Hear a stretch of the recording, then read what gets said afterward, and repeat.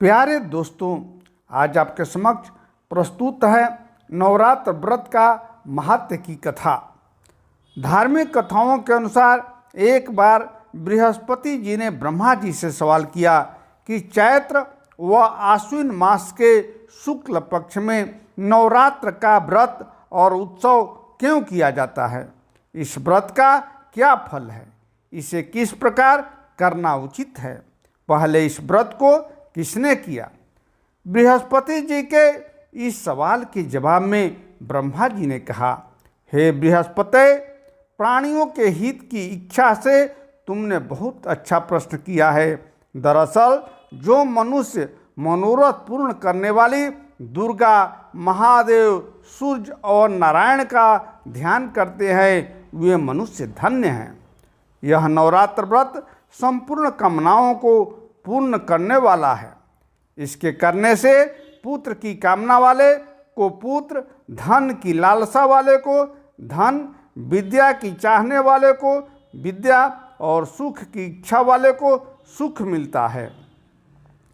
इस व्रत को करने से रोगी मनुष्य का रोग दूर हो जाता है, मनुष्य की संपूर्ण विपत्तियां दूर हो जाती हैं और घर में समृद्धि की वृद्धि होती है।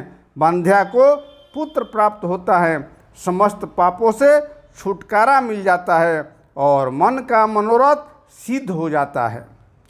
ब्रह्मा जी के अनुसार जो मनुष्य इस नवरात्र व्रत को नहीं करता वह अनेक दुखों को भोगता है और कष्ट व रोग से पीड़ित हो अंगहीनता को प्राप्त होता है। उसके संतान नहीं होती और वह धन धान्य से रहित हो भूख और प्यास से व्याकुल घूमता फिरता है तथा संज्ञाहीन हो जाता है। जो साधवा स्त्री इस व्रत को नहीं करती वह पति सुख से वंचित हो नाना दुखों को भोगती हैं। यदि व्रत करने वाला मनुष्य सारे दिन का उपवास न कर सके तो एक समय भोजन करे और 10 दिन बांधों सहित नवरात्र व्रत की कथा का श्रवण करे। हे बृहस्पति, जिसने पहले इस महाव्रत को किया है वह कथा मैं तुम्हें सुनाता हूँ, तुम सावधान होकर सुनो। इस प्रकार ब्रह्मा जी का वचन सुनकर बृहस्पति जी बोले, हे ब्राह्मण, मनुष्यों का कल्याण करने वाले इस व्रत के इतिहास को मेरे लिए कहो, मैं सावधान होकर सुन रहा हूँ। आपकी शरण में आए हुए मुझ पर कृपा करो। ब्रह्मा जी बोले, प्राचीन काल में मनोहर नगर में पीठत नाम का एक अनाथ ब्राह्मण रहता था। वह भगवती दुर्गा का भक्त था। उसके संपूर्ण सद्गुणों से युक्त सुमति नाम की एक अत्यंत सुंदर कन्या उत्पन्न हुई। वह कन्या सुमति अपने पिता के घर बाल्यकाल में अपनी सहेलियों के साथ क्रीड़ा करती हुई इस प्रकार बढ़ने लगी जैसे शुक्ल पक्ष में चंद्रमा की कला बढ़ती है। उसका पिता प्रतिदिन जब माँ दुर्गा की पूजा कर होम किया करता वह उस समय नियम से वहाँ उपस्थित रहती। एक दिन सुमति अपनी सखियों के साथ खेल में लग गई और भगवती के पूजन में उपस्थित नहीं हुई। उसके पिता को पुत्री की ऐसी असावधानी देखकर क्रोध आया और वह पुत्री से कहने लगा, अरे दुष्ट पुत्री, आज तूने भगवती का पूजन नहीं किया, इस कारण मैं किसी कुष्ठ रोगी या दरिद्र मनुष्य के साथ तेरा विवाह करूंगा। पिता का ऐसा वचन सुन सुमति को बड़ा दुख हुआ और पिता से कहने लगी, हे पिता, मैं आपकी कन्या हूँ तथा सब तरह आपके अधीन हूँ। जैसी आपकी इच्छा हो वैसा ही करे।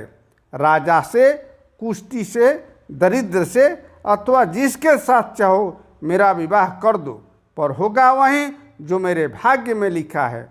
मेरा तो अटल विश्वास है, जो जैसा कर्म करता है उसको कर्म के अनुसार वैसा ही फल प्राप्त होता है, क्योंकि कर्म करना मनुष्य के अधीन है पर फल देना ईश्वर के अधीन है। जैसे अग्नि में पड़ने से तृणाद उसको अधिक प्रदीप्त कर देते हैं, इस प्रकार कन्या के निर्भयता से कहे हुए वचन सुन उस ब्राह्मण ने क्रोधित हो अपनी कन्या का विवाह एक कुष्ठी के साथ कर दिया और अत्यंत क्रोधित हो पुत्री से कहने लगा, हे पुत्री, अपने कर्म का फल भोगो। देखो भाग्य के भरोसे रहकर क्या करती हो। पिता के ऐसे कटु वचनों को सुन सुमति मन में विचार करने लगी, ओहो मेरा बड़ा दुर्भाग्य है जिससे मुझे ऐसा पति मिला। इस तरह अपने दुख का विचार करती हुई वह कन्या अपने पति के साथ वन में चली गई और डरावने कुशायुक्त उस निर्जन वन में उन्होंने वह रात बड़े कष्ट से व्यतीत की। उस गरीब बालिका की ऐसी दशा देख देवी भगवती ने पूर्व पुण्य के प्रभाव से प्रकट हो सुमति से कहा, हे दीन ब्राह्मणी, मैं तुमसे प्रसन्न हूँ, तुम जो चाहो सो वरदान मांग सकती हो। भगवती दुर्गा का यह वचन सुन ब्राह्मणी ने कहा, आप कौन हैं, वह सब मुझसे कहो। ब्राह्मणी का ऐसा वचन सुन देवी ने कहा, मैं आदि शक्ति भगवती हूँ और मैं ही ब्रह्म विद्या व सरस्वती हूँ। प्रसन्न होने पर मैं प्राणियों का दुख दूर कर उनको सुख प्रदान करती हूँ। हे ब्राह्मणे, मैं तुझ पर तेरे पूर्व जन्म के पुण्य के प्रभाव से प्रसन्न हूँ। तुम्हारे पूर्व जन्म का वृतांत सुनाती हूँ, सुनो। तू पूर्व जन्म में निषाद भील की स्त्री थी और अति पतिव्रता थी। एक दिन तेरे पति निषाद ने चोरी की। चोरी करने के कारण तुम दोनों को सिपाहियों ने पकड़ लिया और ले जाकर जेल खाने में कैद कर लिया। उन लोगों ने तुझको और तेरे पति को भोजन भी नहीं दिया। इस प्रकार नवरात्र के दिनों में तुमने न तो कुछ खाया और न जल ही पिया। इस प्रकार 9 दिन तक नवरात्र का व्रत हो गया। हे ब्राह्मणे, उन दिनों में जो व्रत हुआ, इस व्रत के प्रभाव से प्रसन्न होकर मैं तुझे मनोवांछित वर देती हूँ। तुम्हारी जो इच्छा हो सो मांगो। इस प्रकार दुर्गा के वचन सुन ब्राह्मणी बोली, अगर आप मुझ पर प्रसन्न हैं तो हे दुर्गे, मैं आपको प्रणाम करती हूँ। कृपा करके मेरे पति का कोढ़ दूर करो। देवी ने कहा, उन दिनों तुमने जो व्रत किया था उस व्रत का 1 दिन का पुण्य पति का कोढ़ दूर करने के लिए अर्पण करो। उस पुण्य के प्रभाव से तेरा पति कोढ़ से मुक्त हो जाएगा। ब्रह्मा जी बोले, इस प्रकार देवी के वचन सुन वह ब्राह्मणी बहुत प्रसन्न हुई और पति को निरोग करने की इच्छा से जब उसने तथास्तु ऐसा वचन कहा, तब उसके पति का शरीर भगवती दुर्गा की कृपा से कुष्ठ रोग से रहित हो अति कांतिवान हो गया। वह ब्राह्मणी पति की मनोहर देह को देख देवी की स्तुति करने लगी। हे दुर्गे, आप दुर्गति को दूर करने वाली, तीनों लोकों का संताप हरने वाली, समस्त दुखों को दूर करने वाली, रोगी मनुष्य को निरोग करने वाली, प्रसन्न हो मनोवांछित वर देने वाली और दुष्टों का नाश करने वाली जगत की माता हो। हे अम्बे, मुझ निरपराध अबला को मेरे पिता ने पुष्टि मनुष्य के साथ विवाह कर घर से निकाल दिया। पिता से तिरस्कृत निर्जन वन में विचर रही हूँ। आपने मेरा इस विपदा से उद्धार किया है। हे देवी, आपको प्रणाम करती हूँ, मेरी रक्षा करो। ब्रह्मा जी बोले, हे बृहस्पति, उस ब्राह्मणी की ऐसी स्तुति सुन देवी बहुत प्रसन्न हुई और ब्राह्मणी से कहा, हे ब्राह्मणी, तेरे उदालय नामक अति बुद्धिमान, धनवान, कीर्तिवान और जितेंद्रिय पुत्र शीघ्र उत्पन्न होगा। ऐसा वर प्रदान कर देवी ने ब्राह्मणी से फिर कहा कि हे ब्राह्मणी, और जो कुछ तेरी इच्छा हो वह मांग लो। भगवती दुर्गा का ऐसा वचन सुन सुमति ने कहा कि हे भगवती दुर्गे, अगर आप मुझ पर प्रसन्न हैं तो कृपा कर मुझे नवरात्र व्रत की विधि और उनके फल का विस्तार से वर्णन करें। इस प्रकार ब्राह्मणी के वचन सुन दुर्गा ने कहा, हे ब्राह्मणी, मैं तुम्हें संपूर्ण पापों को दूर करने वाले नवरात्र व्रत की विधि बताती हूँ, जिसको सुनने से मोक्ष की प्राप्ति होती है।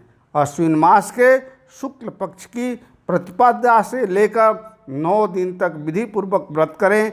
यदि दिन भर का व्रत न कर सके तो एक समय भोजन करें। विद्वान ब्राह्मणों से पूछकर घट स्थापना करें और वाटिका बनाकर उसको प्रतिदिन जल से सींचें। महाकाली, महालक्ष्मी और महासरस्वती देवी की मूर्तियां स्थापित कर उनकी नित्य विधि सहित पूजा करें और पुष्पों से विधि पूर्वक अर्घ्य दे। बिजौरा के फल से अर्घ्य देने से रूप की प्राप्ति होती है। जायफल से अर्घ्य देने से कीर्ति, दाख से अर्घ्य देने से कार्य की सिद्धि होती है और आंवले से अर्घ्य देने से सुख की प्राप्ति और केले से अर्घ्य देने से आभूषणों की प्राप्ति होती है। इस प्रकार पुष्पों और फलों से अर्घ्य देकर व्रत समाप्त होने पर 9वें दिन यथाविधि हवन करें। खांड, घी, गेहूँ, शहद, जौ, तिल, बिल्व, नारियल, दाख और कदम्ब आदि से हवन करें। गेहूँ से होम करने से लक्ष्मी की प्राप्ति होती है। खीर एवं चंपा के पुष्पों से धन की और बेल पत्तों से तेज व सुख की प्राप्ति होती है। आंवले की कीर्ति की और केले के पुत्र की, कमल से राज सम्मान की और दाखों से संपदा की प्राप्ति होती है। खांड, घी, नारियल, शहद, जौ और तिल तथा फलों से होम करने से मनोवांछित वस्तु की प्राप्ति होती है। व्रत करने वाला मनुष्य इस विधि विधान से होम कर आचार्य को अत्यंत नम्रता के साथ प्रणाम करे और यज्ञ की सिद्धि के लिए उसे दक्षिणा दे। इस प्रकार बताई हुई विधि के अनुसार जो व्यक्ति व्रत करता है उसके सब मनोरथ सिद्ध होते हैं, इनमें तनिक भी संदेह नहीं है। इन 9 दिनों में जो कुछ दान दिया जाता है उसका करोड़ों गुना फल मिलता है। इस नवरात्र व्रत करने से अश्वमेध यज्ञ का फल मिलता है। हे ब्राह्मणे, इस संपूर्ण कामनाओं को पूर्ण करने वाले उत्तम व्रत को तीर्थ, मंदिर अथवा घर में विधि के अनुसार करें। ब्रह्मा जी बोले, हे बृहस्पति, इस प्रकार ब्राह्मणी को व्रत की विधि और फल बताकर देवी अंतर्ध्यान होगी। जो मनुष्य या स्त्री इस व्रत को भक्तिपूर्वक करता है वह इस लोक में सुख प्राप्त कर अंत में दुर्लभ मोक्ष को प्राप्त होता है। हे बृहस्पति, यह इस दुर्लभ व्रत का महात्म्य है जो मैंने तुम्हें बतलाया है। यह सुन बृहस्पति जी आनंद से प्रफुल्लित हो ब्रह्मा जी से कहने लगे कि हे ब्राह्मण, आपने मुझ पर अति कृपा की जो मुझे इस नवरात्र व्रत का महात्म्य सुनाया। ब्रह्मा जी बोले कि हे बृहस्पति, यह देवी भगवती शक्ति संपूर्ण लोकों का पालन करने वाली हैं। इस महादेवी के प्रभाव को कौन जान सकता है। बोलो देवी भगवती की जय।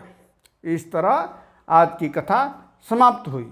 फिर मिलेंगे एक नवीन कथा के साथ। तब तक कृपया मेरे चैनल को यदि सब्सक्राइब नहीं किए हैं तो सब्सक्राइब कीजिए, लाइक कीजिए और अपने दोस्तों में शेयर कीजिए और इसी तरह की ज्ञानप्रद कथाओं का लुत्फ़ उठाते रहिए।